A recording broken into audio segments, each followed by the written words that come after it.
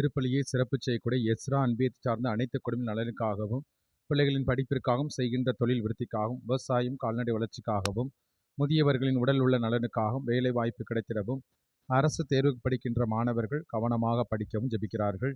மேலும் திருவாளர் வியாகப்பன் வியாகம்மாள் குடும்ப கருத்துக்களுக்காக ஒப்புக் கொடுக்கப்படுகிறது. உடல் உள்ள நலனுக்காகவும், தொழில் விருத்திக்காகவும், மகள் மருமகன் உடல் நலனுக்காகவும், குடும்ப நலத்திற்கு நிறைவான ஆசீர்வாதம் கிடைக்கவும், பேரன் பேத்திகள் உடல் உள்ள சுகத்தோடு வாழவும், ஞானத்தில் சிறந்தவளும் குடும்பத்திலே மரித்த விளவேந்திரன் வியாகம்மாள் சபரிமுத்து அன்னம்மாள் தமிழரசி ஆன்ம இலைப்பாற்றிக்காக ஜெபிக்கிறார்கள். மேலும் திருவாளர் தொபியாஸ் திருமதி தாமரை கண்ணி குடும்ப கருத்துக்களுக்காக ஒப்புக் கொடுக்கப்படுகிறது. குடும்ப நலனுக்காகவும், பிள்ளைகள் ரிக்சன் தர்ஷன் குடும்பத்தில் உள்ள பிள்ளைகளின் படிப்பிற்காகவும், அறிவில் ஞானத்திலும் இறை பக்தியிலும் சிறந்து விளங்கவும், மேரி பிரபா சாரதாவுக்கு நர்ஸ் வேலை கிடைத்த நன்றியாகும். குடும்பத்தில் மரித்த ராயப்பன் சபரியம்மாள் இன்னாசி லூர்து ஆந்தோணி ராயப்பன் என்ற மாணிக்கம் ரீதா விக்டோரியா விமலா ஆன்ம இலைப்பாற்றிக்காக ஜபிக்கிறார்கள். மேலும் திருவாளர் எட்வின் ஜெஸ்லின் விஜிலா குடும்ப கருத்துக்களுக்காக ஒப்புக் கொடுக்கப்படுகிறது. பிள்ளைகள் ஜோன் அடோனோ திருமுழுக்கு பெறும் நாளில் ஜோன்ஸ் எய்டனை உடல் உள்ள நலனுக்காகவும், படிப்பிற்காகவும், குழந்தைகள் அறிவிலும் ஒழுக்கத்தில் சிறந்து விளங்கவும், பணி சிறக்கவும், அப்பா அம்மாவினுடைய உடல் உள்ள நலனுக்காகவும், குடும்பத்தில் உள்ள அனைவரின் உடல் நலத்துக்காக ஜபிக்கிறார்கள். நாமும் இத்திருப்பலியிலே கடவுளுடைய அருளை ஆசிரியம் கேட்டு சிறப்பாக மன்றாடுவோம். திருப்பலி முன்னுரை. பொது காலத்தின் 6ஆம் ஞாயிறு திருப்பலி கொண்டாட்டத்தில் பங்கேற்க வந்துள்ள இறை மக்களே, உங்களை எஸ்ரா அன்பிய அன்புடன் வரவேற்கிறோம். இன்றைய வாசகங்கள் நமக்கு 2இல் ஒன்றை தேர்ந்தெடுக்க அழைக்கின்றது.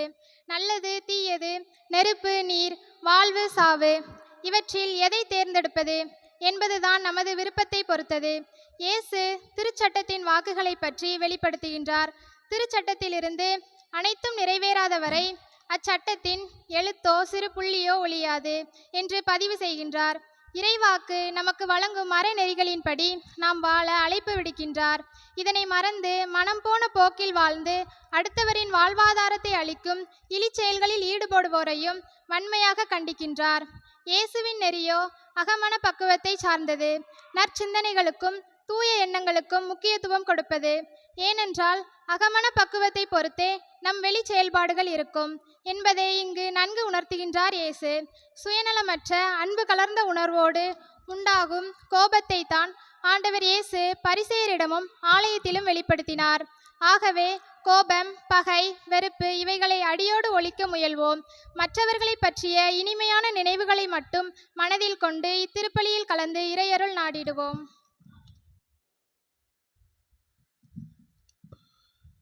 தந்தை மகன் தூயாவியாரின் பெயராலே ஆமென். நம் ஆண்டவராகிய இயேசு கிறிஸ்துவின் அருளும் கடவுளின் அன்பும் தூயாவியாரின் நட்புறவும் உங்கள் அனைவரோடும் இருப்பதாக. உம் ஆன்மாவோடும் இருப்பதாக. அன்புமிக்க சகோதர சகோதரிகளை, திருமுழுக்கு நினைவாக நம் மீது தெளிக்கப்படும் இத்தண்ணீரை புனிதப்படுத்தி அருளுமாறு எல்லாம் அல்ல இறைவனை நோக்கி நாம் மன்றாடுவோமாக. அவரே நமக்கு உதவி அளித்து அன்று நாம் பெற்றுக்கொண்ட தூய ஆவிக்கு உண்மை உள்ளவர்களாய் இருக்க அருள்வாராக. என்றும் வாழும் எல்லாம் அல்ல இறைவா, வாழ்வின் ஊற்றும் தூய்மையின் தொடக்கமான தண்ணீரின் வழியாக மக்கள் புனிதமடைந்து நிலை வாழ்வின் கொடையை பெற வேண்டும் என்று திருவுளமானீர். ஆண்டவரே, இத்தண்ணீரை புனிதப்படுத்தியருள உம்மை வேண்டுகின்றோம். ஆண்டவரே, உமது திருநாளாகி இன்று உமது அருட்காவலை பெற விரும்புகின்றோம். வாழ்வு தரும் உமது அருளின் ஊற்றினை எம்மில் புதுப்பித்தருளும். இத்தண்ணீரினால் எங்கள் உள்ளத்தையும் உடலையும் தீமை அனைத்திலுமிருந்தும் காத்தருள்வீராக. இவ்வாறு தூய இதயத்தோடு உம்மை அணுகி வரவும் உமது மீட்பை பெற்றுக்கொள்ளவும் தகுதி பெறுவோமாக. எங்கள் ஆண்டவர் இயேசு கிறிஸ்து வழியாக உம்மை மன்றாடுகிறோம். ஆமென். எல்லாம் வல்ல இறைவா, தண்ணீர் வளம் பெற அதில் உப்பிட வேண்டுமென்று இறைவாக்கினர் எலிசா வழியாக கற்பித்தீர். ஆண்டவரே, உமது படைப்பு பொருளாகிய இந்த உப்பை பரிவிரக்கத்தோடு புனிதப்படுத்தியருள உம்மை வேண்டுகின்றோம். ஆண்டவரே, உப்பு கலந்த தண்ணீர் தெளிக்கப்படும் இடமெல்லாம் தீயோனின் தாக்குதல் அனைத்தும் தோல்வியுறச் செய்வீராக. உம் தூய ஆவியார் உடனிருந்து எங்களை இடையராது காத்திருள்ள வேண்டும் என்று எங்கள் ஆண்டவர் இயேசு கிறிஸ்து வழியாக உம்மை மன்றாடுகிறோம். ஆமென். ஆண்டவரே, இயேசு புள்ளினால் என்மேல் தெளிப்பீர். நானும் தூய்மையாவேன். நீரே எம்மை கழுவ. நானும் முறைவனிதனிலும் வெண்மையாவேன். இறைவா, உமது இரக்கப் பெருக்கத்திற்கு ஏற்ப என் மேல் இரக்கம் கொள்ளுவீர். பிதாவும் சுதனும் தூய ஆவியும் துதியும் புகழும் ஒன்றாய் பெருக. ஆதியில் இருந்தது போல் இன்றும் என்றும் நித்தியமாகவும். ஆமென்.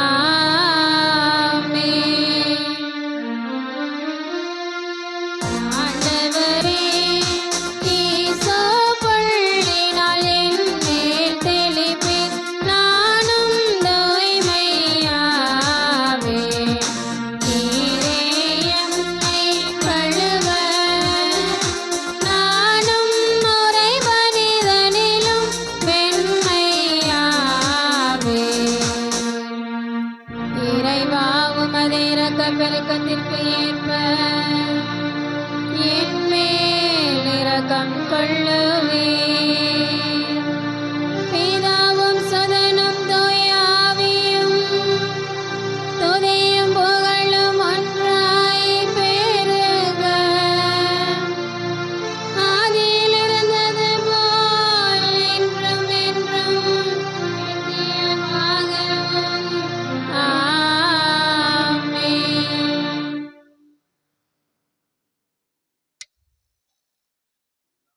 எல்லாம் அல்ல இறைவன் நம் மீது இரக்கம் வைத்து நம் பாவங்களை எல்லாம் மன்னித்து நம்மை முடிவில்லா வாழ்வுக்கு அழைத்துச் செல்வாராக.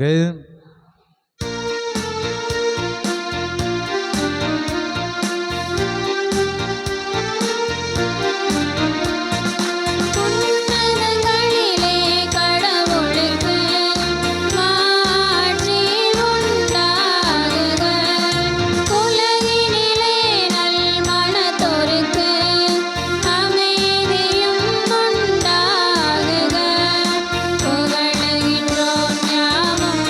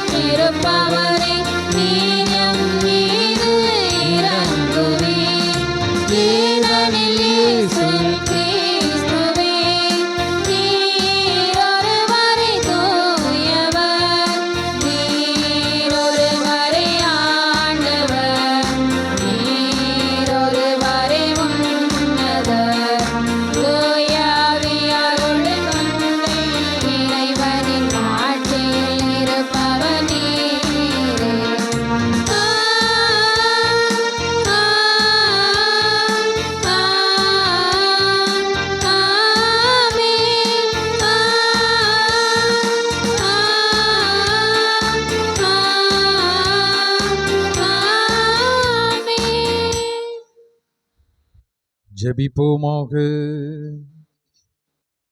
இறைவா, உண்மையும் நேர்மையும் உள்ள நெஞ்சங்களில் நீர் குடிகொள்வதாக வாக்கு தந்தீரே. எங்கள் உள்ளங்களில் நீர் தங்குவதற்கு ஏற்றவாறு நாங்கள் வாழ எங்களுக்கு அருள்வீராக. உம்மோடு தூயாவியாரின் ஒன்றிப்பில் இறைவனா என்றென்றும் வாழ்ந்து ஆட்சி செய்கின்ற அவர் வழியாக உம்மை மன்றாடுகிறோம். ஆமென்.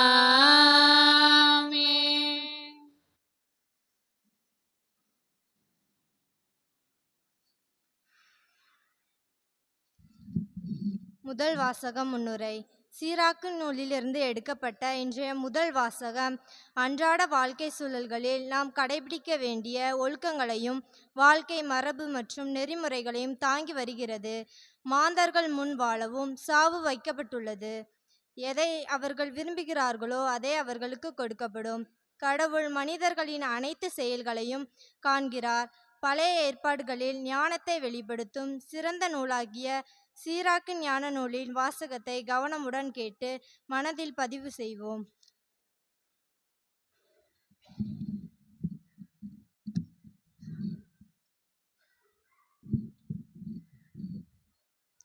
முதல் வாசகம் சீராக்கின் ஞான நூலிலிருந்து வாசகம்.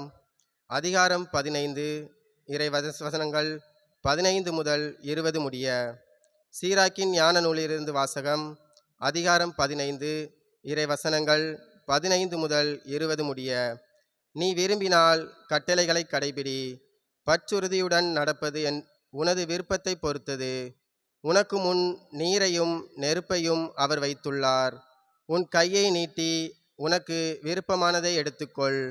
மனிதர் முன் வாழ்வும் சாவும் வைக்கப்பட்டுள்ளன. எதை அவர்கள் விரும்புகிறார்களோ அதுவே அவர்களுக்கு கொடுக்கப்படும். ஆண்டவரின் ஞானம் பெரிது, அவர் ஆற்றல் மிக்கவர், அனைத்தையும் அவர் காண்கிறார். ஆண்டவருக்கு அஞ்சி நடப்போர் மீது அவரது பார்வை இருக்கும். மனிதரின் செயல்கள் அனைத்தையும் அவர் அறிவார். இறை பற்றின்றி இருக்க யாருக்கும் ஆண்டவர் கட்டளையிட்டதில்லை.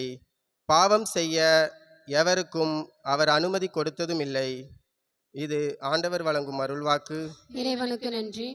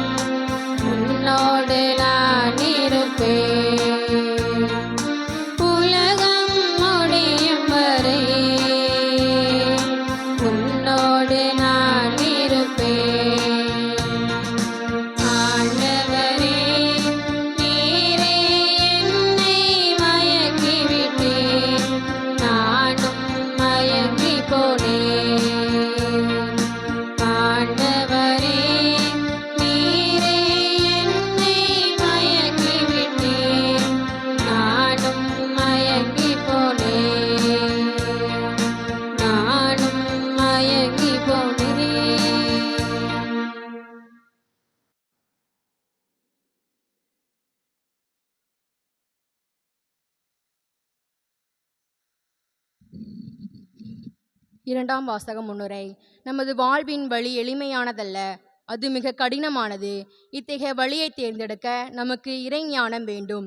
இதைத்தான் இன்றைய இரண்டாம் வாசகத்தில் திருத்தூதர் பவுலடியார் வெளிப்படுத்துகிறார்.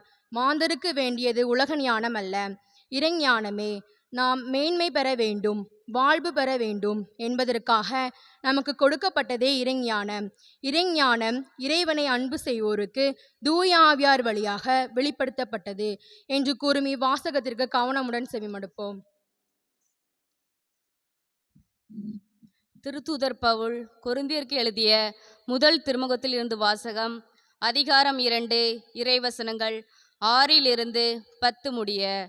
திருத்தூதர் பவுல் கொரிந்தியருக்கு எழுதிய முதல் திருமுகத்தில் இருந்து வாசகம். அதிகாரம் 2, இறைவசனங்கள் 6-10 முடிய. எனினும் முதிர்ச்சி பெற்றவர்களோடு நாங்கள் ஞானத்தை பற்றி பேசுகிறோம். ஆனால் இது உலகம் ஞானம் அல்ல, உலக தலைவர்களின் ஞானமும் அல்ல. அவர்கள் அழிவுக்குரியவர்கள். வெளிப்படுத்தப்படாமல் மறைபொருளாயிருக்கும் இறை ஞானத்தை பற்றியே நாங்கள் பேசுகிறோம். அது நாம் மேன்மை பெற வேண்டும் என்னும் நோக்கத்துடன் உலகம் தோன்றும் முன்பே கடவுளின் திட்டத்தில் இருந்தது. இவ்வுலக தலைவர்கள் எவரும் அதை அறிந்து கொள்ளவில்லை. அறிந்திருந்தால் அவர்கள் மாட்சிக்குரிய ஆண்டவரை சிலுவையில் அறைந்திருக்க மாட்டார்கள்.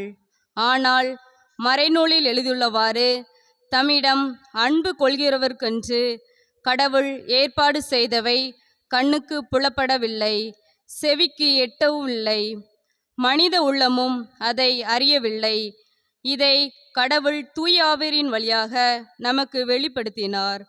தூய ஆவியாரே அனைத்தையும் துருவி ஆய்கிறார், கடவுளின் ஆழ்ந்த எண்ணங்களையும் அறிகிறார். இது ஆண்டவர் வழங்கும் அருள்வாக்கு. இறைவனுக்கு நன்றி.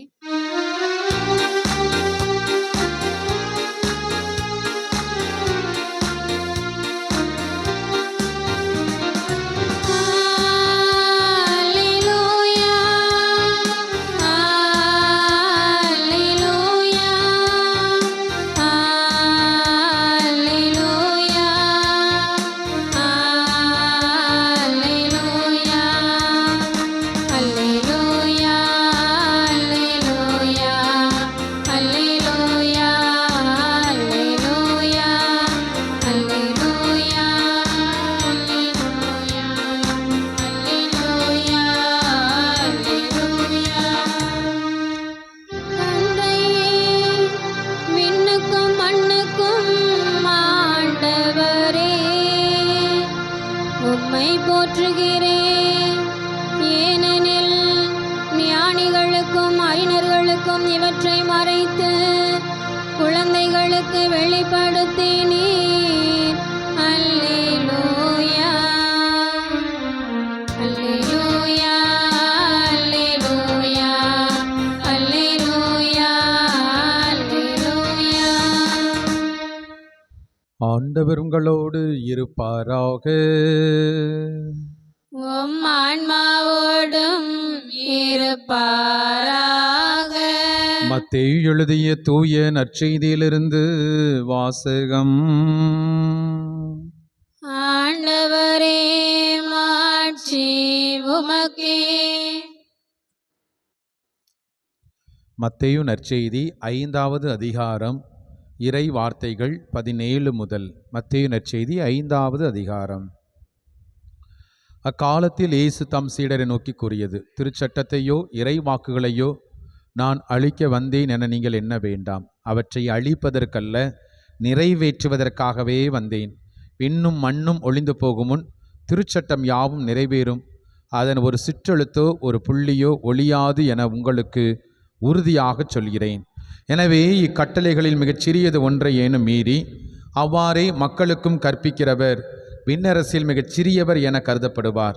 இவை அனைத்தையும் கடைப்பிடித்து கற்பிக்கிறவரோ விண்ணரசில் பெரியவர் என கருதப்படுவார். மறைநூல் அறிஞர் பரிசேயர் ஆகியோரின் நெறியை விட உங்கள் நெறி சிறந்து இருக்கட்டும். இல்லையெனில் நீங்கள் விண்ணரசுக்குள் புக முடியாது என உங்களுக்கு சொல்கிறேன். கொலை செய்யாதே, கொலை செய்கிறவரும் தண்டனை தீர்ப்புக்கு ஆளாவார் என்று முற்காலத்தவருக்கு கூறப்பட்டிருப்பதை கேள்விப்பட்டிருக்கிறீர்கள். ஆனால் நான் உங்களுக்கு சொல்கிறேன், தம் சகோதர சகோதரிகளிடம் சினம் கொள்கிறவர் தண்டனை தீர்ப்புக்கு ஆளாவார். தம் சகோதரரையோ சகோதரியோ முட்டாளை என்பவர் தலைமைச் சங்க தீர்ப்புக்கு ஆளாவார். அறிவிலியே என்பவர் எரி நரகத்துக்கு ஆளாவார். ஆகையால் நீங்கள் உங்கள் காணிக்கை பலிபீடத்தில் செலுத்த வரும்போது உங்கள் சகோதர சகோதரி எவருக்கும் உங்கள் மேல் ஏதோ மனத்தாங்கள் உண்டன அங்கே நினைவுற்றால் அங்கே பலிபீடத்தின் உங்கள் காணிக்கைகளை வைத்துவிட்டு போய் முதலில் அவரோடு நல்ல உறவு ஏற்படுத்தி கொள்ளுங்கள். பின்பு வந்து உங்கள் காணிக்கையை செலுத்துங்கள். உங்கள் எதிரி உங்களை நீதிமன்றத்துக்கு கூட்டிச் செல்லும்போது வழியிலே அவருடன் விரைவாக உடன்பாடு செய்து கொள்ளுங்கள். இல்லையேல் உங்கள் எதிரி நடுவரிடம் உங்களை ஒப்படைப்பார். நடுவர் காவலரிடம் ஒப்படைக்க நீங்கள் சிறையில் அடைக்கப்படுவீர்கள். கடைசி காசு வரை திருப்பிச் செலுத்தாமல் அங்கிருந்து வெளியேற மாட்டீர்கள் என உறுதியாக உங்களுக்கு சொல்கிறேன். விபச்சாரம் செய்யாதே என கூறப்பட்டிருப்பதை கேள்விப்பட்டிருக்கிறீர்கள். ஆனால் நான் உங்களுக்கு சொல்கிறேன், ஒரு பெண்ணை இச்சையிட நோக்கும் எவரும் தம் உள்ளத்தால் ஏற்கனவே அப்பெண்ணோடு விபச்சாரம் செய்தாயிற்று. உங்கள் வழக்கன் உங்களை பாவத்தில் விழச் செய்தால் அதை பிடுங்கி எரிந்து விடுங்கள். உங்கள் உடல் முழுவதும் நரகத்தில் எரியப்படுவதை விட உங்கள் உறுப்புகளில் ஒன்றை நீங்கள் இழப்பதே நல்லது. உங்கள் வழக்கை உங்கள் பாவத்தில் விழச் செய்தால் அதையும் உங்களது வெட்டி எரிந்து விடுங்கள். உங்கள் உடல் முழுவதும் நரகத்துக்கு செல்வதை விட உங்கள் உறுப்புகளில் ஒன்றை நீங்கள் இழப்பதே நல்லது. தன் மனைவியை விலக்கி விடுகிறவன் எவனும் மனவிலக்கு சான்றிதழை கொடுக்கட்டும் என கூறப்பட்டிருக்கிறது. ஆனால் நான் உங்களுக்கு சொல்கிறேன், எவரும் தம் மனைவியை பரத்தமைக்காக அன்றி வேறு எந்த காரணத்துக்காக விலக்கிவிடக்கூடாது. அப்படி செய்வோர் எவரும் அவரை விபச்சாரத்தில் ஈடுபட செய்கின்றனர். விலக்கப்பட்டோரை மணப்பவரும் விபச்சாரம் செய்கின்றனர். மேலும் பொய் ஆணையிடாதீர், ஆணையிட்டு நேர்ந்து கொண்டதை ஆண்டவருக்கு செலுத்துவீர் என்று முற்காலத்தவருக்கு கூறப்பட்டிருப்பதை கேள்விப்பட்டிருக்கிறீர்கள்.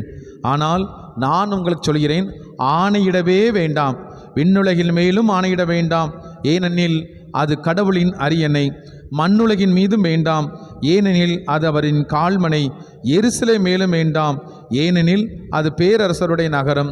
உங்கள் தலைமுடியின் மேலும் ஆணையிட வேண்டாம், ஏனெனில் உங்கள் தலைமுடி ஒன்றை ஏனும் வெள்ளையாக்கவோ கருப்பாக்கவோ உங்களால் இயலாது.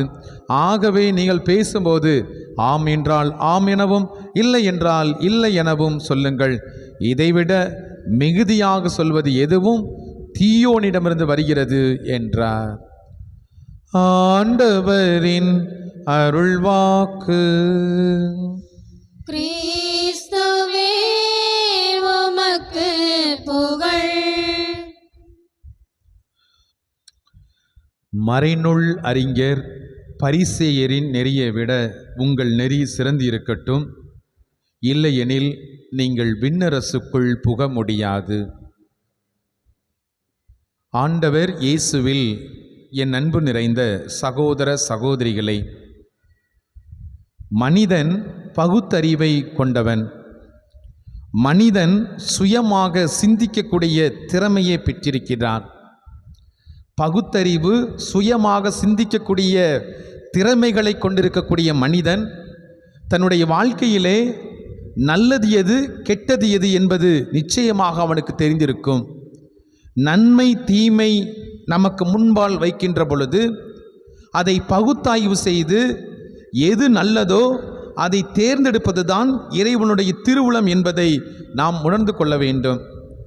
தொடக்க நூலிலே வாசிக்கின்றோம், முதல் பெற்றோர்களுக்கு ஆண்டவர் ஒரு கட்டளையை கொடுக்கின்றார். இந்த தோட்டத்தில் உள்ள எல்லா மரத்தின் கனிகளையும் நீங்கள் உண்ணலாம், ஆனால் இந்த மரத்தின் கனியை மட்டும் நீங்கள் உண்ணக்கூடாது என்று சொல்லி ஆண்டவர் கட்டளையிடுகின்றார். அன்புக்குரியவர்களே, அதற்கு பின்பு வரக்கூடிய நிகழ்வு நமக்கு நிச்சயமாக தெரியும். மனிதன் அந்த மரத்தின் கனியை உண்டான். அந்த கனியை உண்டதால் கடவுளுடைய அருளை இழந்து போனான். கடவுளுடைய அருளை இழந்ததால் இன்பவனத்திலிருந்து வெளியேற்றப்பட்டான் என்று சொல்லப்படுகிறது. என் அன்புக்குரிய சகோதர சகோதரிகளே, கடவுள் யாரையும் கட்டாயப்படுத்துவது கிடையாது. கடவுள் இந்த உலகத்தினுடைய மானிடருக்கு சுதந்திரத்தை கொடுத்திருக்கின்றார். சுதந்திரத்தை கொடுத்த கடவுள் நம்மை ஒருபோதும் கட்டாயப்படுத்துவதில்லை. நீ இதைத்தான் தேர்ந்தெடுக்க வேண்டும், நீ இதைத்தான் பற்றி கொண்டிருக்க வேண்டும் என்று சொல்லி கடவுள் ஒருபோதும் நம்மை கட்டாயப்படுத்துவது கிடையாது. ஒருவேளை கடவுள் கட்டாயப்படுத்தியிருந்தால் முதல் பெற்றோர்கள் பாவம் செய்திருக்கவே மாட்டார்கள். கடவுள் நமக்கு சுதந்திரத்தையும் கொடுத்து கொண்டு பின்னால் கட்டளையிடுவார் என்றால் நமக்கு சுதந்திரம் இல்லை என்றுதான் அர்த்தம். என் அன்புக்குரிய சகோதர சகோதரிகளே, சீராக்கின் ஞான புத்தகம் நமக்கு அதைத்தான் சொல்கிறது.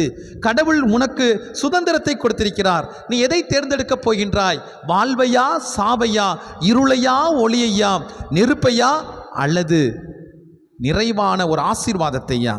கடவுள் கேட்கின்றார். பல நேரத்திலே நாம் செய்த தவறுக்கு கடவுளை நாம் குற்றம் சொல்வது அபத்தமான ஒன்றாக மாறிவிடுகின்றது. நான் எதை தேர்ந்தெடுக்கின்றனோ அதற்குரிய விளைவை நான் சந்திப்பதற்கு தயாராக இருக்க வேண்டும். பிரியமான சகோதர சகோதரிகளே, நமது வாழ்க்கையிலே நிறைய சாய்ஸஸ் இருக்கிறது, நிறைய ஆப்ஷன்ஸ் கொடுக்கப்படுகிறது. எதை தேர்ந்தெடுக்கப் போகின்றோம்? ஏனெனில் விவிலியம் சொல்கிறது, பரிசேயர்கள் மறைநூல் அறிஞர்கள் நெறியை விட உங்கள் நெறி, உங்கள் வாழ்க்கை சிறந்து இருக்க வேண்டும் என்று சொல்லப்படுகிறது. நாம் எதை தேர்ந்தெடுத்து கொண்டிருக்கின்றோம்? எளிதாக அடுத்தவர்களை குற்றம் சாட்டி விடுவோம். நான் இப்படி இருக்கிறதுக்கு அவன்தான் காரணம் என்று சொல்லிவிடுவோம். அது மிகப்பெரிய ஒரு முட்டாள்தனம். கத்தியை வைத்து ஒருவனை குத்திவிட்டு நான் குத்தியதற்கு காரணம் யார் என்றால் கத்தியை செய்தவன்தான் காரணம் என்று சொன்னால் நாம் என்ன சொல்வது? டாஸ்மார்க் திறந்திருக்கு, சாராயம் இருக்கு, நான் குடிப்பதற்கு காரணம் இந்த கவர்மெண்ட் என்று சொன்னால் அது முட்டாள்தனம். என் அன்புக்குரியவர்களே, நீ சிந்திக்க தெரிந்த மனிதன், நீ பகுத்தறிவு உள்ள மனிதன். அடுத்தவர்களை குறை சொல்லிவிட முடியாது. நீ செய்த செயலுக்கு நீதான் பொறுப்பாளி. என் அன்புக்குரிய சகோதர சகோதரிகளே, இப்படிப்பட்ட ஒரு சூழலில்தான் இன்றைய நாளிலே நமக்கு ஒவ்வொருவருக்கும் அழைப்பு கொடுக்கப்படுகிறது. நீ எதை தேர்ந்தெடுக்கப் போகின்றாய்?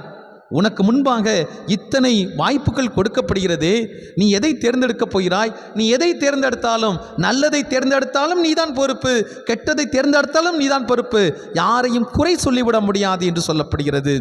என் அன்புக்குரிய சகோதர சகோதரிகளே, நற்செய்தி வாசகத்திலே ஆண்டவர் இயேசுவும் நமது நெறி சிறந்து இருக்க வேண்டும், நமது வாழ்க்கை உயர்ந்திருக்க வேண்டும், நாம் கிறிஸ்துவை பின்பற்றியவர்கள், கிறிஸ்துவினுடைய சீடர்களாக சீடத்திகளாக இருப்பதற்கு அழைக்கப்பட்டிருக்கின்றோம். நமது வாழ்க்கை ஒருபடி மேலே நிற்கிறதா அல்லது மற்றவர்களை விட தாழ்ந்து கிடைக்கிறோமா என்று நாம் சிந்தித்து பார்க்க வேண்டும். ஒவ்வொரு சமூகத்துக்கும் கட்டளைகள் கொடுக்கப்படுகிறது, சட்டத்திட்டங்கள் கொடுக்கப்படுகிறது. எதற்காக சட்டத்திட்டங்கள் கொடுக்கப்படுகிறது? மனிதனை பக்குவப்படுத்த, மனிதனை நெறிப்படுத்த, மனிதனை செதுக்குவதற்காகத்தான் கொடுக்கப்படுகிறது. ஒவ்வொரு சமூகமும் இரண்டு விதமான கட்டளைகளை உள்ளடக்கி இருக்கிறது. முதலாவதாக ஆன்மீக கட்டளை என்று சொல்லப்படுகிறது. அது என்ன ஆன்மீக கட்டளை என்று பார்க்கின்ற பொழுது, எனக்கும் கடவுளுக்கும் உள்ள உறவை நான் மேம்படுத்தி கொள்வதற்காக நான் அந்த கட்டளைகளை பயன்படுத்தி கடவுள் மீது நம்பிக்கை கொண்டிருக்க வேண்டும், கடவுளை போற்ற வேண்டும், கடவுளை ஆராதிக்க வேண்டும். எப்படி கடவுள் என்னை தேடி வந்தாரோ அதே போல நானும் இந்த கட்டளைகளை பயன்படுத்தி கடவுளை தேடி சொல்லக்கூடிய மனிதனாக வாழ வேண்டும் என்பதற்காகத்தான் ஆண்டவருடைய கட்டளை கொடுக்கப்படுகிறது. அதான் ஆன்மீக கட்டளை என்று சொல்லப்படுகிறது. சமூக கட்டளை என்றால் என்ன? சமூக கட்டளை என்பது என்னோடு வாழக்கூடிய சகோதர சகோதரிகளோடு நல்ல முறையிலே நான் உறவு கொண்டு வாழ, அவர்களை மதிப்பதும் பேணி காப்பதும், மனிதர்களை மட்டுமல்ல இந்த உலகத்தில் உள்ள ஒவ்வொரு உயிர்களுக்கும் மதித்து பேணி பாதுகாப்பது தான் இந்த சமூகத்தினுடைய கட்டளையாக இருக்கின்றது. என் அன்புக்குரியவர்களே, இந்த ஆன்மீக கட்டளை, இந்த சமூகத்தினுடைய கட்டளை, இந்த இரண்டு கட்டளையும் இணைத்து பார்க்கின்ற பொழுது கடவுள் சீனாய் மலையிலே மோயிசின் வழியாக இஸ்ராயல் மக்களுக்கு கொடுத்த அந்த 10 கட்டளைகளும் இந்த இரண்டு கட்டளைகளை உள்ளடக்கியதாக இருக்கின்றது. அன்புக்குரியவர்களே, 10 கட்டளைகள் நமக்கு தெரியும், நிச்சயமாக தெரிந்திருக்க வேண்டும். பல ஆண்டுகளாக கிறிஸ்தவர்களாக இருந்திருக்கின்றோம். முதல் 3 கட்டளைகள் கடவுளுக்குரிய கட்டளைகள், ஆன்மீக கட்டளைகள் என்று சொல்லப்படுகிறது.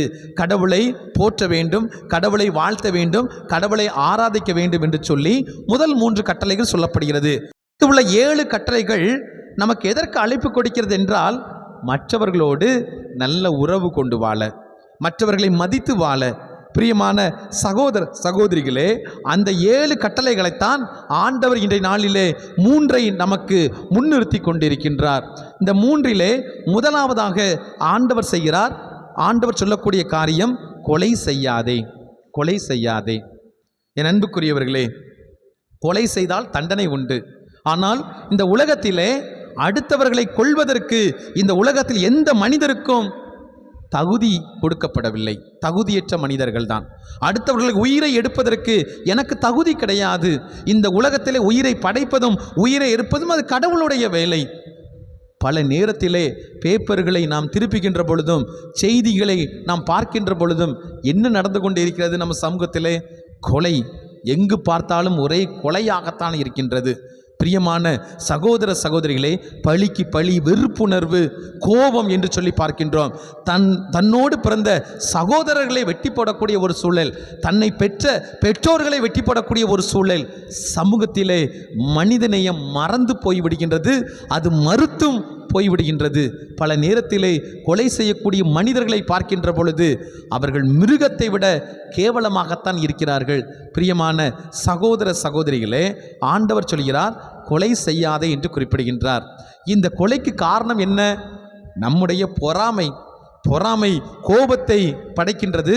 அந்த கோபம் கொலையில் முடிகின்றது. தொடக்க நூலிலே வாசிக்கின்றோம், காயின் ஆபேலை பற்றி வாசிக்கின்றோம். ஆபேலின் காணிக்கையை கடவுள் கண்டுற்றதால் காயின் பொறாமை கொண்டான். அந்த பொறாமை கோபத்தீயாக பற்றது. வா வயலுக்கு போ என்று சொல்லி தன் சகோதரனை கொலை செய்கின்றான். இந்த உலகத்தினுடைய முதல் சாவு கொலை என்பதை நாம் மறந்துவிட முடியாது.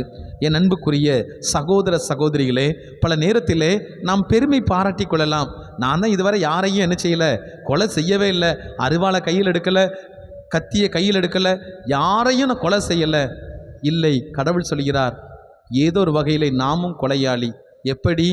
அடுத்தவர்களை தவறாக பேசுகின்ற பொழுது, அடுத்தவருடைய மனதை புண்படுத்துகின்ற பொழுது, அடுத்தவர்களை பற்றி புரணி பேசுகின்ற பொழுது அதுவும் கொலை என்று குறிப்பிடுகின்றார். என் அன்புக்குரிய சகோதர சகோதரிகளே, அடுத்தவர்களை பற்றி நாம் இழிவாக தவறாக பேசுகின்ற பொழுது அதற்கு கணக்கு கொடுக்க வேண்டும். கடவுள் நிச்சயமாக கேட்பார். இந்த கொலை என்பது உடல் அளவில் மட்டுமல்ல, உள்ளத்தளவிலும் இருக்கிறது, மனதளவிலும் இருக்கிறது. அடுத்தவர்களை நாம் காயப்படுத்துகின்ற போதெல்லாம், அடுத்தவர்களை தவறாக பேசுகின்ற போதெல்லாம் நாம் நமது குடும்பத்துக்கான சாபத்தை சேர்த்து வைத்துக் கொண்டிருக்கிறோம் என்பதை நாம் மறந்துவிட முடியாது. ஆண்டவர் மிக தெளிவாக சொல்கின்றார், நீ உன்னுடைய சகோதரனையோ சகோதரியோ முட்டாளே, அறிவிலி என்று சொல்கின்ற பொழுது நன்றாக நினைத்துக்கொள், நீ கொலையாளி என்று குறிப்பிடுகின்றார். நீ கொலை செய்தவன் என்று ஆண்டவர் சுட்டி காட்டுகிறார். பிரியமான சகோதர சகோதரிகளே, நாம் தப்பித்து விட முடியாது. நல்ல காரியங்களை பற்றி பேச வேண்டும். ஒருவர் அந்த இடத்துல இல்லை என்றால் அவரை குறித்து நாம் தீயது எதுவும் பேசாமல் இருப்பதே கடவுளுக்கு உகந்த செயல் என்பதை நாம் மறந்துவிட முடியாது. ஒருவேளை நாம் பேசுகிறோம் என்றால் அது பாவம். அந்த பாவம் சாபமாக நம்முடைய தலைமுறையை தொற்றிக்கொள்ளும் என்பதை நாம் மறந்துவிடக்கூடாது. பிரியமான சகோதர சகோதரிகளே, இரண்டாவதாக நாம் பார்க்கின்ற பொழுது ஆண்டவர் இன்றைய நாளில் குறிப்பிடுகிறார், உபச்சாரம் செய்யாதே என்று குறிப்பிடுகின்றார். பிரமாணிக்கத்தை குறிப்பிடுகின்றார். கணவன் மனைவிக்குள்ள பிரமாணிக்கம் எப்படி கடவுளுக்கும் நமக்கும் பிரமாணிக்கம் இருக்கிறதோ அதே போல கணவனுக்கும் மனைவிக்கும் இடையே அந்த பிரமாணிக்கம் இருக்க வேண்டும் என்று குறிப்பிடுகிறார். ஆலயத்திலே கரம் பிடிக்கின்ற பொழுது இன்பத்திலும் துன்பத்திலும் உடல்நலத்திலும் நோயிலும் நான் இருப்பேன் என்று சொன்னோமே, அந்த பிரமாணிக்கத்தை கடைசி வரை நம்முடைய வாழ்க்கையிலே நாம் பின்பற்றுகிறோமா என்று சிந்தித்து பார்க்க வேண்டும். ஆனால் யூதர்கள் என்ன செய்தார்கள்? இந்த சட்டத்தை பிரித்து பார்த்தார்கள். இந்த சட்டத்தை தங்களுக்கு ஏற்றபடி அவர்கள் வகுத்து கொண்டார்கள். விபச்சாரம் என்பது பெண்களுக்கு மட்டும்தான் என்று சொல்லிக் கொண்டார்கள். ஆண்டவர் அந்த பார்வையை மாற்றுகிறார். விபச்சாரம் என்பது பெண்களுக்கு மட்டுமல்ல, பெண்கள் மட்டும் விபச்சாரம் செய்துவிட முடியாது, மாறாக விபச்சாரம் செய்த ஆணோடு தான் தண்டனை கொடுக்க வேண்டும் என்றால் இந்த இருவருக்கும் தண்டனை கொடுக்க வேண்டும். எனவே தான் யோவான் நற்செய்தியிலே விபச்சாரத்தில் பிடிபட்ட பெண்ணை கையும் மெய்யுமாக இயேசுவிடம் பிடித்து கொண்டு வருகின்ற பொழுது, போதகரே, மோசையின் சட்டம் சொல்கிறது இந்த பெண்ணை கல்லால் எரிந்து கொள்ள வேண்டும் என்று சொல்கிற பொழுது ஆண்டவர் கேட்ட கேள்வி என்ன? உங்களில் பாவம் இல்லாதவர், இந்த பெண் மட்டுமா பாவம் செய்தால் இந்த பெண்ணோடு பாவம் செய்தவன் எங்கே என்ற கேள்விதான் கேட்கப்படுகிறது. விவிலியம் சொல்கிறது எல்லாரும் கல்லை போட்டுவிட்டு அவர்கள் போய்விட்டார்கள் என்று சொல்லப்படுகிறது. என் அன்புக்குரிய சகோதர சகோதரிகளே, ஆனால் ஆண்டவர் இயேசு கிறிஸ்து இன்றைய நற்செய்தியிலே ஒருபடி மேலே சென்று பெண்ணோடு உறவு கொண்டது மட்டுமல்ல, அந்த பெண்ணை இச்சையோடு நோக்கினாலே அங்கு விபச்சாரம் செய்தாட்சி சொல்லப்படுகிறது. என் அன்புக்குரிய சகோதர சகோதரிகளே, நம்முடைய சிந்தனையில் தீய காரியங்கள், நம்முடைய எண்ணத்திலே தீய காரியங்கள், அதை நினைக்கின்ற பொழுதே நீ குற்றவாளி என்று சொல்லப்படுகிறார். நீ குற்றவாளி, நீ பாவம் செய்திருக்கிறாய், நீனும் ஒரு விபச்சாரம் செய்திருக்கிறாய் என்று சொல்லி ஆண்டவர் இந்த நாளிலே மிகவும் தெளிவாக குறிப்பிடுகின்றார். யாருக்கும் பயப்படவில்லை, யாருக்கும் பயப்படவில்லை. என் அன்புக்குரியவர்களே, பழைய ஏற்பாட்டு சட்டத்திட்டங்களுக்கு இவன் புதிதாக அர்த்தத்தை கொடுக்கிறானே என்று சொல்லி யார் நினைத்தாலும் பரவாயில்லை, சொல்ல வேண்டியதை சொல்ல வேண்டும் என்ற அந்த ஒரு அதிகாரத்தில் ஆண்டவர் இதை நாளில் குறிப்பிடுகின்றார். பிரியமான சகோதர சகோதரிகளை, எத்தனை பாவங்கள் இந்த உலகத்திலே நம்முடைய மனதிலே நுழைந்து கொண்டிருக்கிறது. நாம் கிறிஸ்தவர்கள் நெறி சிறந்திருக்க வேண்டும், நம்முடைய வாழ்க்கை சிறந்திருக்க வேண்டும். மற்றவர்கள் நம்மை பார்த்து மிகச்சிறந்த வாழ்க்கையை வாழக்கூடிய கிறிஸ்தவர்கள், இவர்கள் கிறிஸ்துவை பின்பற்றக்கூடியவர்கள், கிறிஸ்துவனுடைய சீடர்கள், சீடத்திகள் என்று சொல்லக்கூடிய அளவுக்கு நமது வாழ்க்கை நெறி சிறந்து இருந்தால் மட்டுமே நாம் கிறிஸ்துவை சார்ந்தவர்கள் என்பதை உணர்ந்து கொள்ள வேண்டும். மூன்றாவதாக பார்க்கின்ற பொழுது பொய் ஆணை. பல நேரத்திலே பொய்யானையிட்டு எத்தனையோ பேருடைய வாழ்க்கை கெடுக்கப்பட்டு கொண்டு இருக்கிறது. உடனடியாக சொல்கிறோம், சத்தியமாக நான் சொல்லவே இல்லை, சத்தியமாக நான் செய்யவே இல்லை. என் அன்புக்குரியவர்களே, எத்தனை சத்தியம், எத்தனை சத்தியம்! அன்புக்குரியவர்களே, சும்மா இருந்த கடவுள் மேலேயும் என்ன செஞ்சிருவோம், கடவுள் மேலே சத்தியமா, பைபிள் மேலே சத்தியமா, எல்லார் மேலேயும் சத்தியமா, அம்மா அப்பா மேலே சத்தியமா.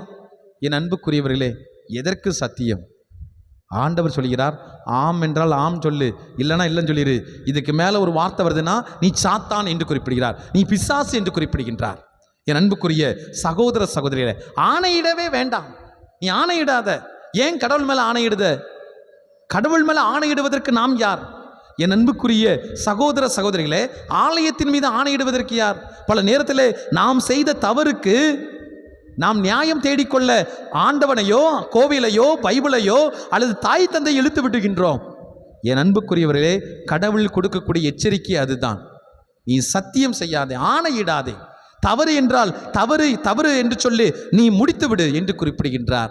என் அன்புக்குரிய சகோதர சகோதரிகளே, கடவுள் சொல்லக்கூடிய காரியம் இதுதான். நம்முடைய வாழ்க்கை சிறந்து இருக்க வேண்டும், நம்முடைய வாழ்க்கை உயர்ந்து இருக்க வேண்டும். ஏதோ கோபத்திலே ஏதோ செய்து விட்டேன், மனம் வருந்த வேண்டும். நாங்கள் படிக்கின்ற பொழுது சிறைச்சாலைக்கு பணிக்காக செல்வது வழக்கம்.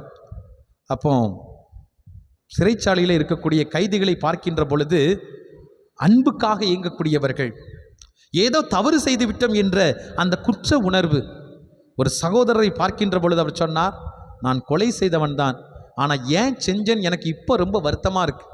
என் பிள்ளைகள் வெளியிலே இருக்கிறார்கள், என் பிள்ளைகள் எப்படி இருக்கிறார்கள் என்று எனக்கு கூட தெரியவில்லை, என் முகத்தை பார்க்க முடியாமல் இருக்கிறார்கள், ஏதோ ஒரு கோபத்தில் செய்து விட்டேன். என் அன்புக்குரிய சகோதர சகோதரிகளை, கோபப்படுறதுனால என்னத்தை இந்த உலகத்தில் சாதிக்க போகிறோம்? மருத்துவர் கொண்டு வீணா என்ன செய்யும், துட்டை கொடுக்க போகிறோம். நாம் ஒவ்வொருவருமே அப்படிப்பட்ட மனிதர்கள் தான். கோபம் உச்சிக்கு வருது. சில நேரம் என்ன செய்வாங்கன்னா, இவன் கோபப்பட்டால் பூமி தாங்காது, அதில் வர பெருமை. என் அன்புக்குரிய சகோதர சகோதரிகளே, கோபம் என்பது என்ன? கோபம் என்பது விபரீதமாகத்தான் முடியும். ஒன்று அடுத்தவர்களை கெடுப்போம், அல்லது அடுத்தவர்களை கொலை செய்வோம். பிரியமானவர்களே, நமது வாழ்க்கையில் அந்த கோபத்தை நீக்க முடியுமா? முடியும். ஆண்டவர் இயேசு கோபப்பட்டார். ஆனால் அவர் கோபப்பட்டதுக்கும் நாம் கோபப்படுவதற்கும் வித்தியாசம் நிறையாக இருக்கின்றது. என் அன்புக்குரியவர்களே, அடுத்தவர்களை அழிக்க வேண்டும் என்பதற்காக அல்ல, மாறாக அடுத்தவர்களை திருத்த வேண்டும் என்பதற்காகத்தான் நாம் கோபப்பட வேண்டுமே தவிர, மாறாக அடுத்தவர்களை அழிக்க வேண்டும் என்று கோபப்படுவது இறைவனுக்குரிய மக்களுக்குரிய அழகல்ல என்பதை நாம் உணர்ந்து கொள்ள வேண்டும். பிரியமான சகோதர சகோதரிகளே, சிந்தித்து பார்ப்போம். இன்றைய நாளிலே கட்டளைகள் நமக்கு தெரியும், கட்டளைகள் நமக்கு கொடுக்கிறது. நாம் செதுக்கப்பட்டு கொண்டிருக்கிறோம். நல்ல கிறிஸ்தவர்களாக நாம் மாறுவதற்கு ஆண்டவர் இயேசு கிறிஸ்துவை உற்று பார்ப்போம். மற்றவர்களுடைய நெறியை விட என் வாழ்க்கை சிறந்து இருக்கிறது. ஆண்டவரே, நன்றி சொல்கிறேன். ஒருவேளை சிறந்து விளங்கவில்லை என்றால், இதோ இன்னும் 2 நாட்களிலே தவக்காலம் வரப்போகிறது. அந்த தவக்காலத்திலே நான் தொடங்குவதற்கு முன்பாக ஆசீர்வாதமான வாழ்க்கையை நான் தொடங்குவேன் என்ற அருள் ஆசீரோடு நம்பிக்கையோடு பயணிப்போம். ஆமேன். எழுந்து நின்று நம்முடைய விசுவாசத்தை நாம் அறிக்கையிடுவோம்.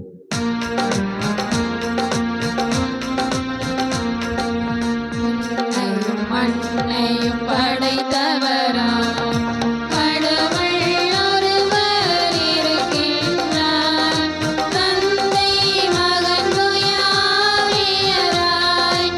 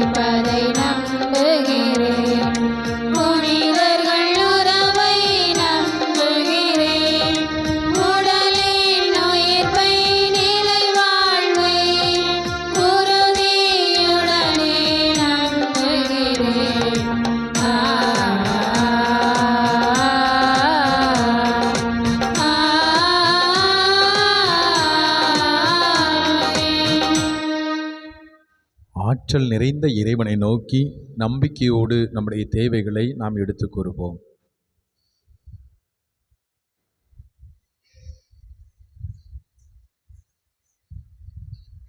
நாம் மேன்மை பெற வேண்டும் என்னும் நோக்குடன் உலகம் தோன்றும் முன்பே கடவுளின் திட்டத்தில் இருந்த இறை ஞானத்தை பின்பற்றுகிற தாயாம் திரு அவையும் திருத்தந்தை லியோ உள்ளிட்ட திரு அவை தலைவர்களும் மறைப்பணியாளர்களும் இறை மக்களாகிய நாங்களும் எதிர் வருகின்ற தவல் காலத்தில் இறைவேண்டல் தவ முயற்சிகள் பேரன்பு செயல்கள் ஆகியவற்றில் புதுப்பிக்கப்பட்டு ஆர்வத்துடன் ஈடுபட்டு ஏற்புடைய காலமாக இந்த காலத்தை மாற்றிட அருள் தர வேண்டும் என்று இறைவா உம்மை மன்றாடுகிறோம். ஆண்டவரே எங்கள் மன்றாட்டை கேட்டருளும். மனிதர் முன் வாழவும் சாவும் வைக்கப்பட்டுள்ளன. எதை அவர்கள் விரும்புகிறார்களோ அதை அவர்களுக்கு கொடுக்கப்படும் என்கின்ற உலகிற்கு முன் நிற்கும் சவால்களை என் மனதிற்குள் எழுப்புகிறது.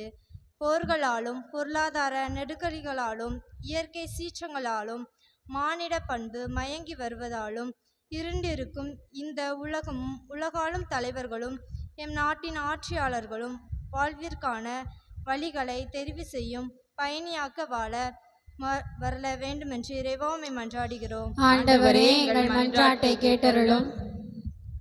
ஆண்டவருக்கு அஞ்சி நடப்போர் மீது அவரது பார்வை இருக்கும் என்கிற சீராக்கின் ஞானம் எங்களையும் எங்கள் இளையோரையும் பிள்ளைகளையும் நிரப்பவும் இறை திருவுளப்படியும் நல்மனித விளிம்புகளின்படியும் சமூக வழிகாட்டு நெறிமுறைகளின்படியும் எங்கள் வாழ்க்கையை அமைத்து ஆண்டவர் திருச்சட்டப்படி நடப்போர் பேறு பெற்றோர் என்கிற திருப்பாடல் ஆசிரியர் எமதாக்கிட வேண்டும் என்று இறைவா உம்மை மன்றாடுகிறோம். ஆண்டவரே எங்கள் மன்றாட்டை கேட்டருளும். அனைத்தையும் துருவி ஆய்கின்ற தூய ஆவியாரின் பார்வையில் நாங்கள் அனைவரும் மாசற்றவர்களாய் விளங்கவும் கொலை விபச்சாரம் போன்றவற்றை தவிர்க்கும் மக்களாக மட்டுமல்லாமல் பொய் சொல்லாத தூய நாவுடையவர்களாகவும் ஆம் என்றால் ஆம் எனவும் இல்லை என்றால் இல்லை எனவும் சொல்கிற நேர்மையுடையவர்களாகவும் விளங்க வேண்டும் என்று இறைவா உம்மை மன்றாடுகிறோம். ஆண்டவரே எங்கள் மன்றாட்டை கேட்டருளும். இங்கு கூடியுள்ள நாங்கள் அனைவரும் திருச்சட்டத்தையும் இறைவாக்குகளையும் நிறைவேற்றுபவர்களாகவும் பகையை பாராட்டாத நல் மனதோராகவும் ஒப்புரவையும் ஒன்றிப்பையும் விரும்புகின்ற மக்களாகவும் எங்கள் குடும்பங்களிலும் அன்பியங்களிலும் பங்கிலும் சமூகத்திலும் விளங்கிட வேண்டும் என்று இறைவா உம்மை மன்றாடுகிறோம். ஆண்டவரே எங்கள் மன்றாட்டை கேட்டருளும். நாம் ஒவ்வொருவரும் நமது தனிப்பட்ட தேவைகளுக்காக ஜெபிப்போம். நம்பிக்கையோடு கண்களை மூடி ஆண்டவருடைய பிரசன்னத்தை உணர்ந்து நாம் மன்றாடுவோம். எங்கள் ஆற்றலாகிய ஆண்டவரே, உம்மை நாங்கள் போற்றுகிறோம், புகழ்கிறோம், நன்றி கூறுகின்றோம். கடந்த வாரம் முழுவதும் நீர் எங்களை ஆசீர்வதித்தமைக்காக, வழி நடத்திய உமது கிருபைக்காக, பாதுகாத்து பராமரித்து வந்த உமது ஆற்றலுக்காக அப்பா உமக்கு நாங்கள் நன்றி கூறுகின்றோம். இந்த புதிய வாரத்தின் முதல் நாளிலே உம்மை தேடி வந்திருக்கின்றோம். ஆண்டவரே, இந்த நாளிலே எங்களையும் எங்கள் குடும்பத்தையும் நீர் பொறுப்படுத்திக் கொள்ளும். நாங்கள் செய்யும் செயல்களில் வெற்றியை தாரும். எங்களை துன்பத் துயரத்திலிருந்து நீர் வழி நடத்தியருளும். அன்பான ஆண்டவரே, இதோ இந்த ஞாயிறு திருப்பலியிலே உம்மை நோக்கி நான் கூப்பிடுகின்றேன். உமது பெயரை உச்சரிக்கின்றது என்னுடைய நாவு. ஆண்டவரே, தாவீதின் மகனே என்று சொல்லி இதோ என்னுடைய தேவைகளுக்காக அப்பா உம்மை நோக்கி நான் கூப்பிடுகின்றேன். நீர் எனக்கு பதில் தாரும். ஆண்டவரே, எங்கள் பக்கம் உமது செவியை திருப்பியருளும். என் விண்ணப்பத்திற்கு ஆண்டவரே நீர் செவி கொடுத்தருளும். ஆண்டவரே, உமது வியத்தகு செயல்களை எங்கள் குடும்பத்தில் நீர் காண்பித்தருளும். தூய தந்தையே, இதோ நெருக்கடியான சூழலில் இதோ உம்மை தேடி வந்திருக்கின்றேன். ஆண்டவரே, உம்மை நோக்கி நான் கதறுகின்றேன். நீர் வாரும், வந்து எங்கள் ஒவ்வொருவரையும் ஆசீர்வதித்தருளும். உடலிலும் உள்ளத்திலும் நிறைவை கொடுத்தருளும். ஆண்டவரே, எங்களுடைய வாழ்க்கையினுடைய நெறி சிறந்திருப்பதாக, கிறிஸ்துவத்திற்கு நாங்கள் சான்று பகர பண்புகளை நாங்கள் உள்ளடக்கியவர்களாக ஆசீர்வதித்தருளும். எங்கள் ஆண்டவர் இயேசு கிறிஸ்து வழியாக உம்மை மன்றாடுகிறோம். ஆமென்.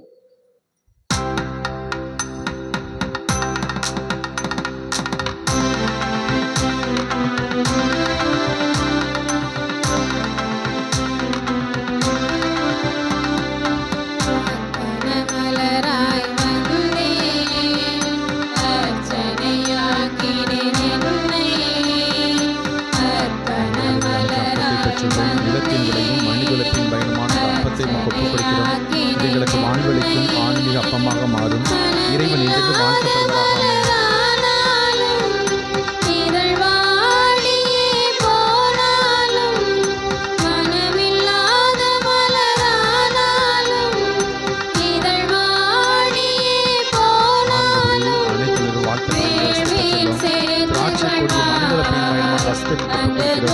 எங்களுக்கு வாழ்வளிக்கும் ஆன்மீக பானமாக மாறும் இறைவன் என்றென்றும்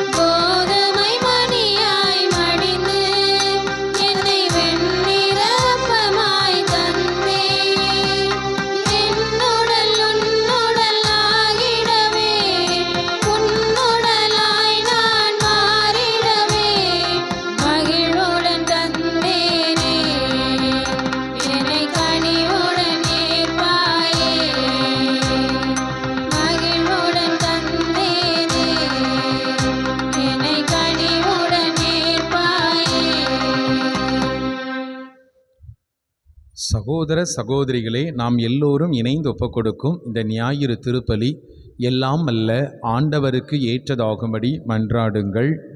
அவர் தமது பெயரின் புகழ்ச்சிக்காகவும் ஆட்சிக்காகவும் நமது நன்மைக்காகவும் புனித திரு அனைத்தின் நலனுக்காகவும் உமது கையிலிருந்து பலியை ஏற்றுக்கொள்வாராக. ஆண்டவரே, இந்த காணிக்கை எங்களை தூய்மைப்படுத்தி புதுப்பிக்க உம்மை வேண்டுகின்றோம். அதனால் உமது திருவுளத்தை நிறைவேற்றுபவர்களுக்கு அது நிலையான பயன் விளைவிப்பதாக. எங்கள் ஆண்டவர் இயேசு கிறிஸ்து வழியாக உம்மை மன்றாடுகிறோம்.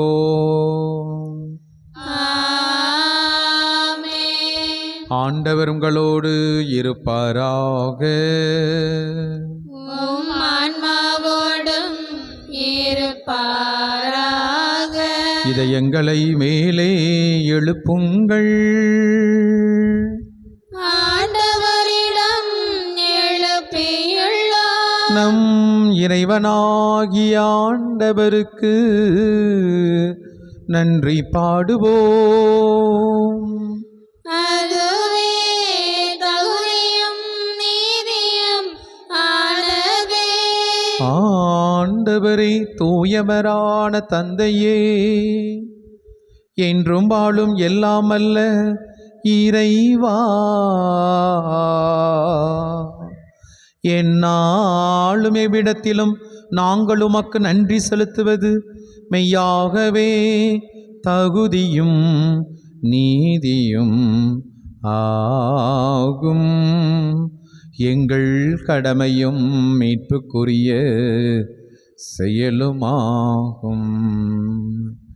ஏனெனில் நீர் எங்களுக்கு மீட்பரை அனுப்பும் அளவுக்கு உலகின் மீது பரிவன்பு கொண்டீர். அவர் பாவம் தவிர மற்ற அனைத்திலும் எங்களைப் போல இருக்க திருவுளம் கொண்டீர்.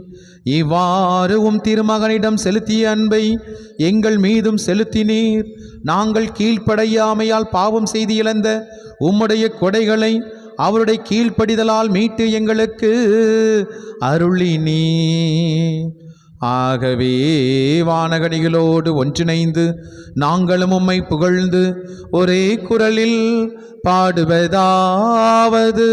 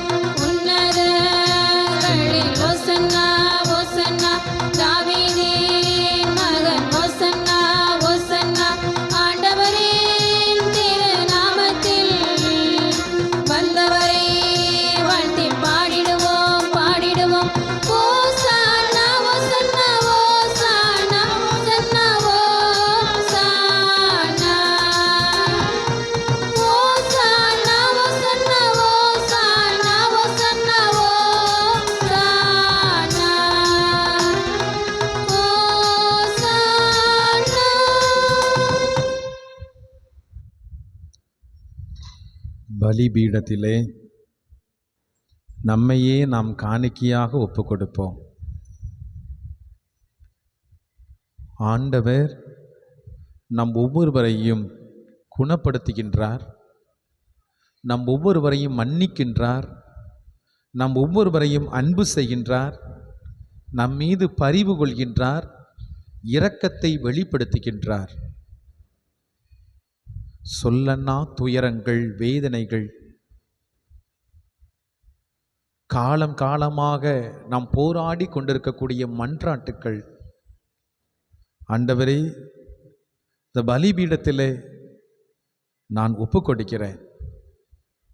ஆண்டவரே, யாரெல்லாம் குணமாக வேண்டும் என்று நினைக்கிறேனோ அவர்களை பெயர் சொல்லி நான் ஒப்பு கொடுக்கின்றேன். திருமணம் முடித்து குழந்தை பாக்கியத்திற்காக ஏங்கிக் கொண்டிருக்கக்கூடிய பிள்ளைகளை ஒப்பு கொடுக்கிறேன். வறுமையினாலும் அருளை இழந்த நிலையிலும் உள்ள மக்களை நான் ஒப்பு கொடுக்கின்றேன். ஆண்டவரே, ஆசீர்வதித்தருளும். சாவக்கட்டுக்கள், பாவக்கட்டுகளால் தொடர்ந்து தங்களுடைய வாழ்க்கையிலே தோல்விகளையே சந்தித்து கொண்டிருக்கக்கூடிய, விரக்தியை பெற்றிருக்கக்கூடிய மக்களை ஒப்பு கொடுக்கிறேன். ஆசீர்வதியும். ஆண்டவரே, உமக்கு நிகரான தெய்வம் யாரும் இல்லை. நீரே தெய்வங்களுக்கெல்லாம் தெய்வம்.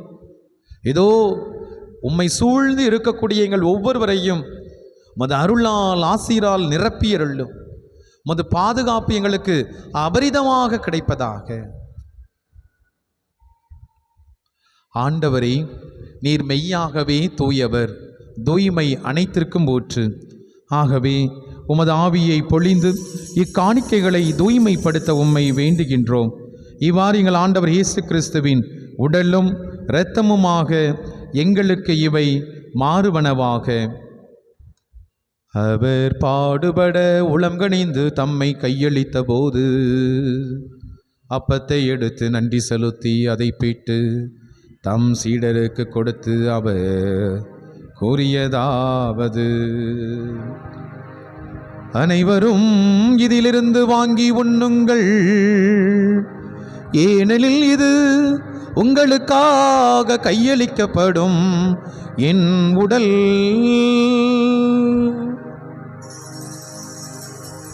ஆராதிக்கின்றோம், நாங்கள் ஆராதிக்கின்றோம், இயேசுவின் திருவுடலை ஆராதிக்கின்றோம். ஆராதிக்கின்றோம், நாங்கள் ஆராதிக்கின்றோம், இயேசுவின் திருவுடலை ஆராதிக்கின்றோம்.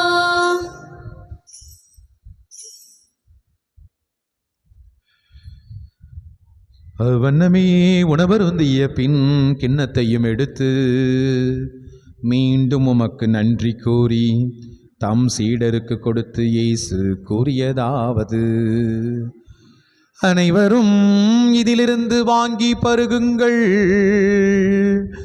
ஏனெனில் இது புதிய நிலையான உடன்படிக்கைக்குரிய என் இரத்தத்தின் கிண்ணம்.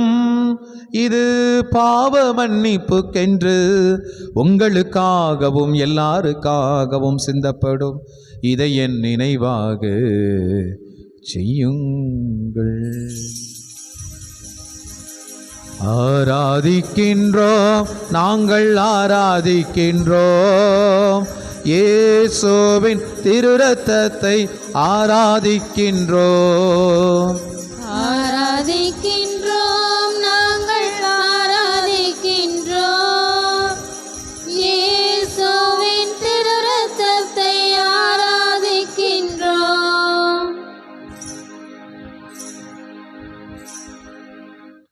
நம்பிக்கையின் மறைபொருள்.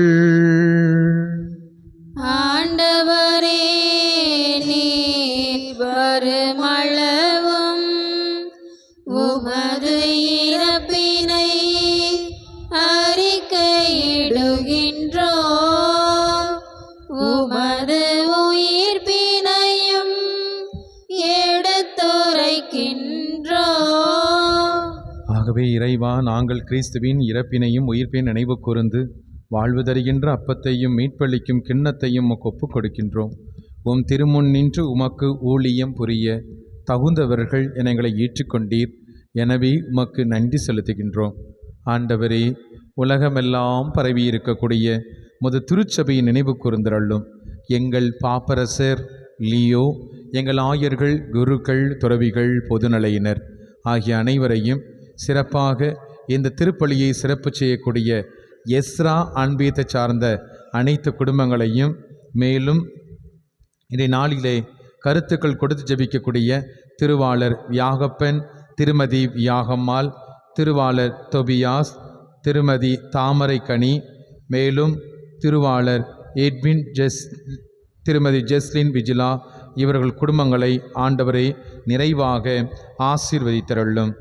தந்தையே, உயிர்த்தெழும் எதிர்நோக்குடன் துயில் கொள்ளும் எங்கள் சகோதர சகோதரிகளையும் இந்த நாளில் நாங்கள் நினைவு கூறக்கூடிய பிளவேந்திரன், வியாகம்மாள், சபரிமுத்து, அன்னம்மாள், தமிழரசி, மேலும் ராயப்பன், சபரியம்மாள், இன்னாசி, லூர்து, அந்தோணி ராயப்பன் என்ற மாணிக்கம், ரீதா, விக்டோரியா, விமலா மற்றும் யாரும் நினையாத ஆன்மாக்களையும் நீர் இரக்கத்தோடு நினைவு கூர்ந்தருளும்.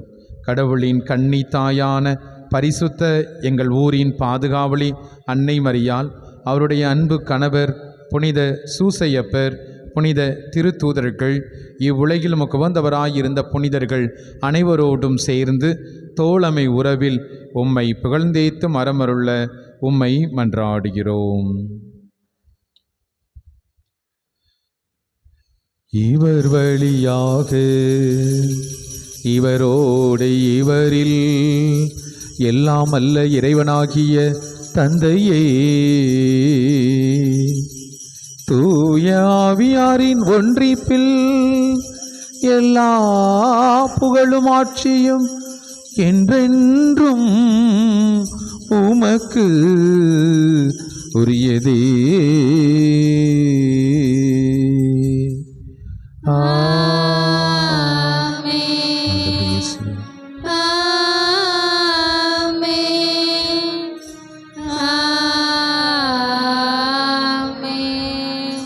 நம் ஆண்டவர் இயேசு கற்றுக் கொடுத்த ஜெபத்தை நாம் அனைவரும் இணைந்து சொல்லுவோம். உமது பெயர் தூயது என போற்ற பெறுக, உமது ஆட்சி வருக, உமது திருவுளம் விண்ணுலகில் நிறைவேறுவது போல மண்ணுலகிலும் நிறைவேறுக. எங்கள் அன்றாட உணவை இன்று எங்களுக்கு தாரும். எங்களுக்கு எதிராக குற்றம் செய்வோரை நாங்கள் மன்னிப்பது போல எங்கள் குற்றங்களை மன்னியும். எங்களை சோதனைக்கு உட்படுத்தாதேயும், தீமையிலிருந்து எங்களை விடுவித்தருளும். ஆண்டவரே, தீமை அனைத்திலுமிருந்தும் எங்களை விடுவித்து எங்கள் வாழ்நாளில் அமைதியை கனிவுடன் அருள உம்மை மன்றாடுகிறோம். உமது இரக்கத்தின் உதவியால் நாங்கள் பாவத்திலிருந்து எப்போதும் விடுதலை பெற்று யாதொரு கலக்கமுமின்றி நலமாயிருப்போமாக. நாங்கள் நம்பியிருக்கும் பேரின்ப வாழ்வையும் எம் மீட்பராகிய ஆண்டவர் இயேசு கிறிஸ்துவின் வருகைக்காக காத்திருக்கின்றோம். ஏனெனில் ஆட்சியும் வல்லமையும் மாட்சியும் என்றென்றும் உமதே. ஆண்டவராய் இயேசு கிறிஸ்துவே, அமைதியை உங்களுக்கு விட்டுச் செல்கிறேன், என் அமைதியை உங்களுக்கு தருகிறேன் என்று உம்முடைய திரு தூதர்களுக்கு மொழிந்தீரே. எங்கள் பாவங்களை பாராமல் திரு அவையின் நம்பிக்கையை கண்ணோக்கி உமது திருவுளத்திற்கு ஏற்ப அதற்கு அமைதியும் ஒற்றுமையும் சமாதானத்தையும் தந்தருள்வீராக. என்றென்றும் வாழ்ந்து ஆட்சி செய்கின்றவர் நீரே. ஆமென். ஆண்டவருடைய அமைதி உங்களோடு என்றும் இருப்பதாக.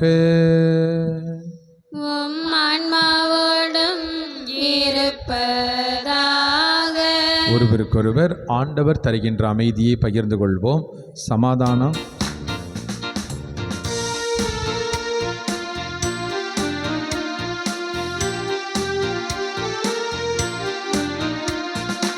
உலகின் பாவம் போக்கும் இறைவனின் திருச்செம்மறியே, எம்மேல் இரக்கம் வைத்தருளும், எம்மேல் இரக்கம் வைத்தருளும்.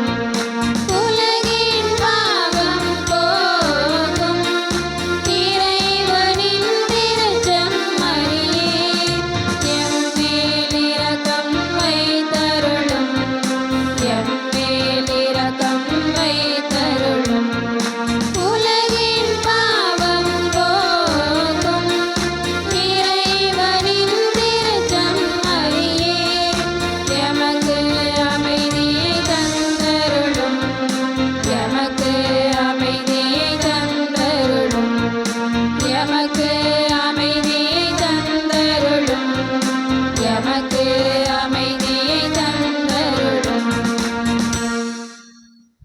ஆண்டவராய் இயேசு கிறிஸ்துவே, நாங்கள் உட்கொள்ளும் திருவுடலும் திரு இரத்தமும் எங்களை நீதி தீர்ப்புக்கும் தண்டனைக்கும் உள்ளாக்காமல் உமது பரிவிரக்கத்தினால் எங்கள் மனதுக்கும் உடலுக்கும் நலமளிக்கும் ஆன்மீக மருந்தாக அமைவதாக.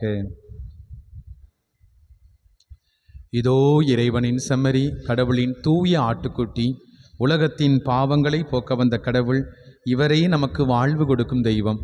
இவர் தருகின்ற புனிதமான விருந்துக்கு அழைக்கப்பெற்ற நாம் எல்லோரும் பேறு பெற்றோர். ஆண்டவரே, நீர் என் இல்லத்தில் எழுந்தருள நான் தகுதியற்றவள். ஆனால் ஒரு வார்த்தை மட்டும் சொல்லியருளும், எனது ஆன்மா நலமடையும். கிறிஸ்துவின் திருவுடலும் திரு இரத்தமும் என்னை காத்து முடிவில்லா வாழ்வளிப்பதாக. ஆமென்.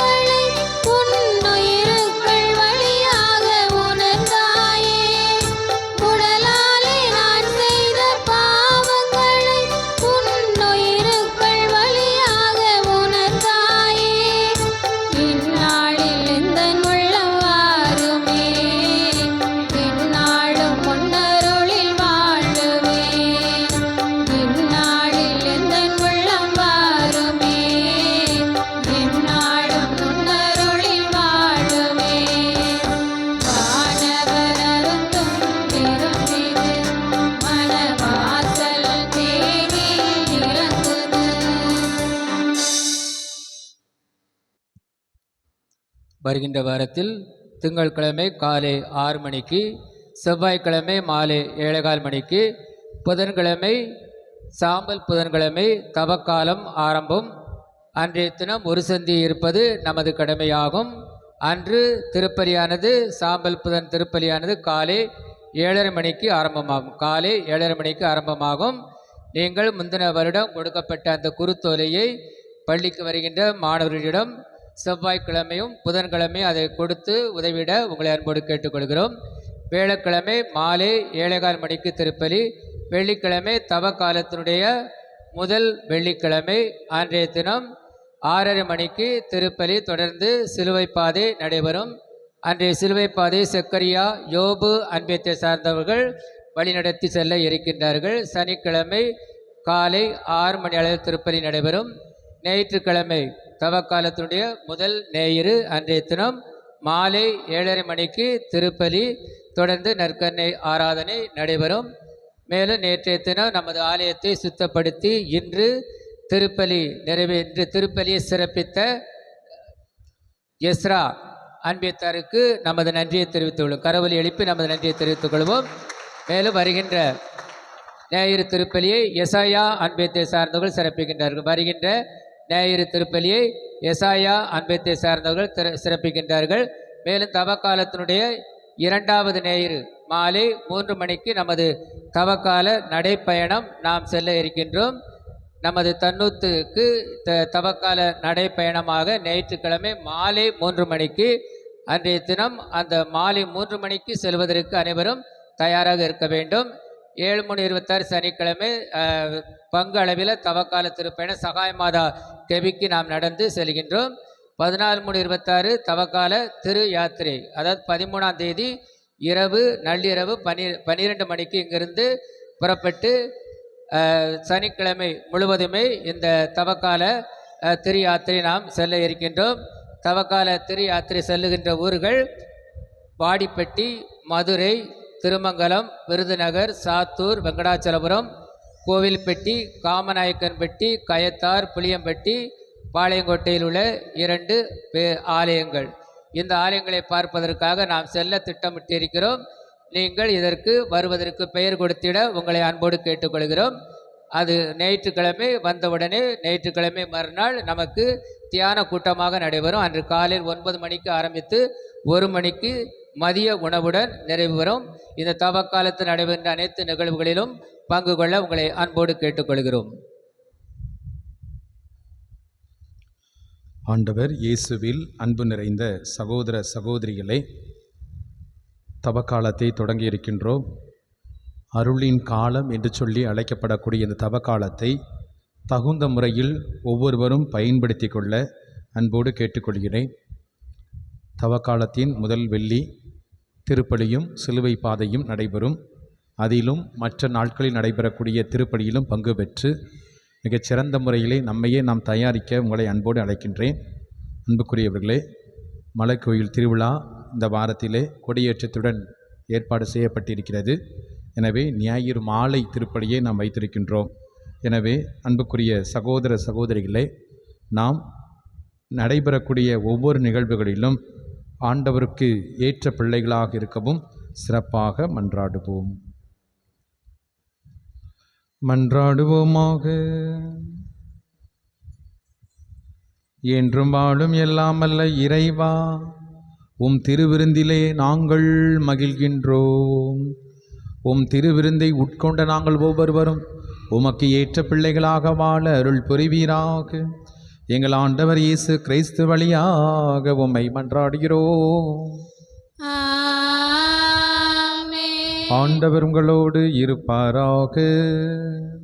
உம் ஆன்மாவோடும் இருப்பாராக. ஒரு நிமிடம் அமர்ந்துக்கோங்க.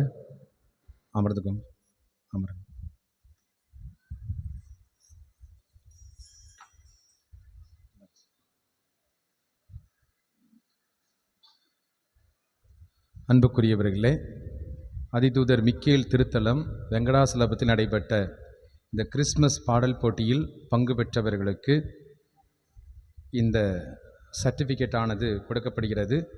அருள் கூர்ந்து பெற்றுக்கொள்ளுமாறு அன்போடு கேட்டுக்கொள்கிறேன். செல்வன் ஆரோன் எங்க இருக்கா? செல்வன் ரிஜி சாம்புவேல்,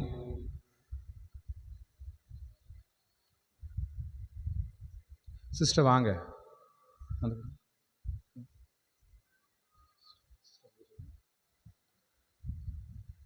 செல்வன் ஜான் ரினால்டோ,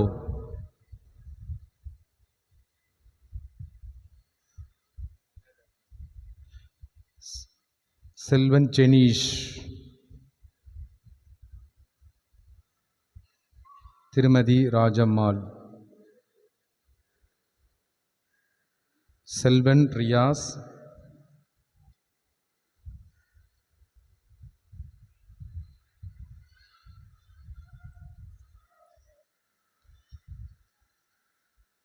மேலும் ஊக்கத்தொகையாக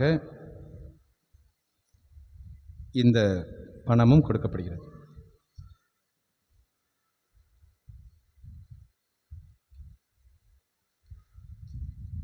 எழுதி நிற்போம். எல்லாம் வல்ல இரக்கமுள்ள இறைவன் தந்தை மகன் தூயாவியார் உங்களை ஆசீர்வதிப்பாராக.